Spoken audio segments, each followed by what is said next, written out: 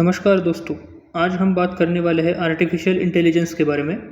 China के अंदर एक ऐसी यूनिवर्सिटी है जिसमें कैमरे लगे हुए हैं। वो बता देते हैं कि पीछे बैठा हुआ कोई स्टूडेंट एक्चुअली क्लास में ध्यान दे रहा है या फिर पीछे बैठकर अपने फ़ोन में गेम्स खेल रहा है। इतना ही नहीं, गूगल का गूगल सर्च, एप्पल का सिरी, अमेज़ॉन का अलेक्सा और नेटफ्लिक्स के मूवी रिकमेंडेशंस, ये सारी की सारी टेक्नोलॉजी आर्टिफिशियल इंटेलिजेंस यानी कि एआई पर बेस्ड है।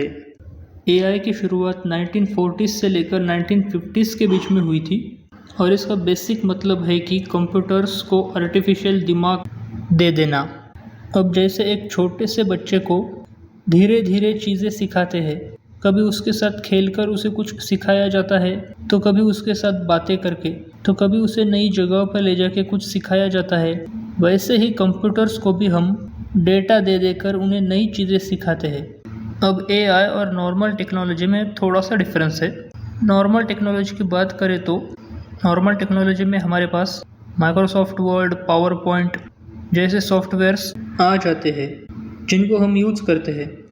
माइक्रोसॉफ्ट वर्ड में हम चाहे जितने भी डॉक्यूमेंट्स लिखे, कितने भी रिपोर्ट्स लिख ले, कितने भी असाइनमेंट्स बना ले, माइक्रोसॉफ्ट वर्ड वैसा ही रहेगा। उसके अंदर कुछ नया फीचर्स नहीं आ जाएगा।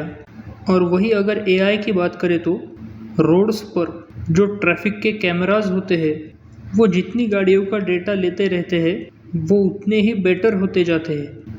एआई के पास जितना भी डेटा आता रहेगा वो उतनी ही बेटर हो जाएगी। तो इस पर यह सवाल आता है कि आज के डेट में तो हर कोई टेक्नोलॉजी इस्तेमाल कर रहा है। हर कोई इंस्टाग्राम चला रहा है, कोई व्हाट्सअप चला रहा है, कोई फेसबुक चला रहा है, कोई यूट्यूब चला रहा है। तो एआई के पास इतना डेटा आ जाना चाहिए कि वो ह्यूमन से भी ज़्यादा इंटेलिजेंट हो जाए। तो यहाँ पर हम रुककर थोड़ा सा बात करेंगे कि एआई के दो टाइप्स के बारे में। तो एआई का पहला टाइप होता है जनरल एआई और दूसरा टाइप होता है नैरो एआई। जनरल एआई यानी वो आर्टिफिशियल इंटेलिजेंस जो बहुत सारे काम कर सकता है।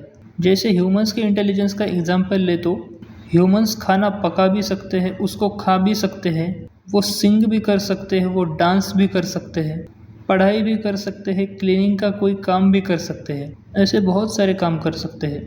और वही अगर नैरो एआई की बात करें तो वो एक ही पर्टिकुलर काम कर सकता है। जैसे अगर टेस्ला की गाड़ियों की बात करें तो यूएस के रोड्स पर अगर वो ट्रेंड है, उनके अंदर अगर यूएस का डेटा फीड हुआ है तो इंडिया के रोड्स के अंदर उनकी परफॉर्मेंस इतनी अच्छी नहीं होगी। आज के डेट में हमारे पास जनरल एआई नहीं है, नैरो एआई है, जिसको हम इंडस्ट्रीज़ में यूज़ करते हैं या बाकी जगह यूज़ करते हैं। तो इससे हमें ये सीखने को मिलता है कि ह्यूमन के पास कंप्यूटेशनल पावर्स तो कम है, लेकिन वो बहुत सारे काम कर सकते हैं। और वही दूसरी तरफ हमारे पास जो एआई है उसके पास कंप्यूटेशनल पावर बहुत ज़्यादा है, लेकिन वो पर्टिकुलर एक ही काम कर सकता है। जैसे अगर किसी हॉस्पिटल में एक सॉफ्टवेयर को बनाया गया है कि वह किसी इंसान के फेस को देखकर प्रेडिक्ट कर दे कि कैंसर होने के कितने चांसेस है, तो वो सॉफ्टवेयर सिर्फ वही चीज़ कर पाएगा, लेकिन डॉक्टर्स उसके साथ साथ कहीं और ज़्यादा चीज़ें कर सकते हैं। तो यही डिफरेंस है ह्यूमंस में और आर्टिफिशियल क्रिएटिव इंटेलिजेंस में। आई होप कि आज के वीडियो में हमें एआई के बारे में काफ़ी सारी चीज़ें पता चली होंगी। तो इसी तरह की इंटरेस्टिंग वीडियो देखने के लिए आप मेरे चैनल को सब्सक्राइब कीजिए। धन्यवाद।